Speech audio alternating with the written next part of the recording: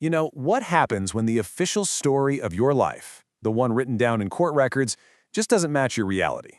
Well, that's exactly what we're diving into here. We're looking at one man's claim that after he read his own case file, he realized the most important parts of his story were just gone. Deliberately left out, creating a picture he says is dangerously incomplete. And this quote right here from Mark Edel, the man at the center of all this, it really says it all. See, he's not arguing that the record is full of lies. His point is that the truth has been strategically, edited. So where does a story like this even begin? It all starts when Angel gets his hands on his own court transcript and has that sinking feeling. The narrative just doesn't line up with his memory. And that one document, it kicks off this massive claim against the entire system. All right, so let's start where he did, with the court record itself. What exactly does he claim is so wrong with it? Okay, so here's the heart of his grievance. The official record, he says, paints him as a problem, angry, aggressive, maybe even threatening. But he argues it completely ignores the context, a long, frustrating history of unanswered calls and emails that led to that point. By only showing that final heated moment, he claims, the record totally misrepresents why he was acting that way. So what is this missing context he's talking about? Well, the first big piece of the puzzle he lays out involves a pretty prominent local official. Look at this slide. You're seeing two completely different stories here. On the record, it's simple. Edel calls Commissioner Diane Marcus and sounds aggressive.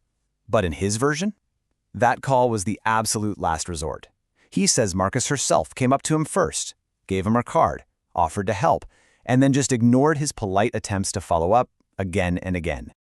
And from his perspective, this wasn't some clerical error. He's alleging it was a deliberate choice to frame him in the worst possible way by only showing his final, frustrated phone call and erasing everything that led up to it.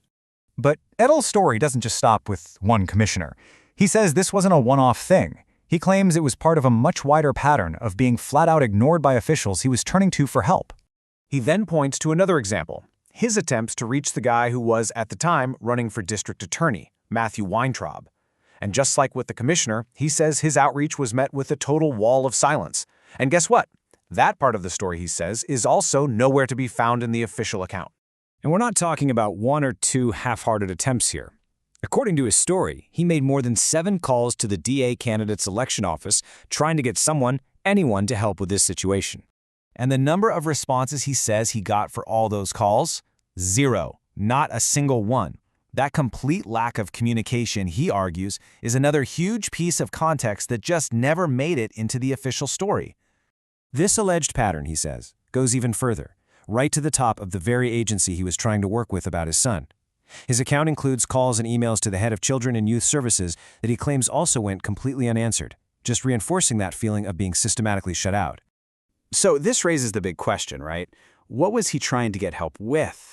To really get that, we have to rewind all the way to the beginning, to what Edel claims is the origin of this entire saga, a single hotline call he made back in 2007. So, according to the speaker, here's how the system in Pennsylvania is supposed to work. It's pretty straightforward. You call the state hotline, a report gets logged, it's then routed to a regional office, and from there, it's sent down to the local county agency, in this case, Bucks County CPS, to investigate. A clear 3-step chain of custody. But when Edel followed up with Bucks County to find out what was happening with his report, he says this was the answer he got. "Mr. Edel, you never called." A total denial that the call, the one that should have been logged at the state level, ever even happened. And that right there, that is the absolute core of this whole conflict. Edel's entire case really hinges on this one claim, that a legitimate report was filed with the state, but when it got to the local level, it was either deleted or just denied. He believes this is the single event that started this whole avalanche. So, when you start putting all these different pieces together, the true scope of what Edel is alleging really comes into focus. He sees this as a fight not just against a few people, but against an entire system. So let's just lay it all out. His core allegations are this. Selective evidence was used against him in court. Multiple officials put up a coordinated wall of silence. A formal child abuse report was essentially made to disappear. And ultimately, that all this amounted to officials protecting each other instead of protecting a child.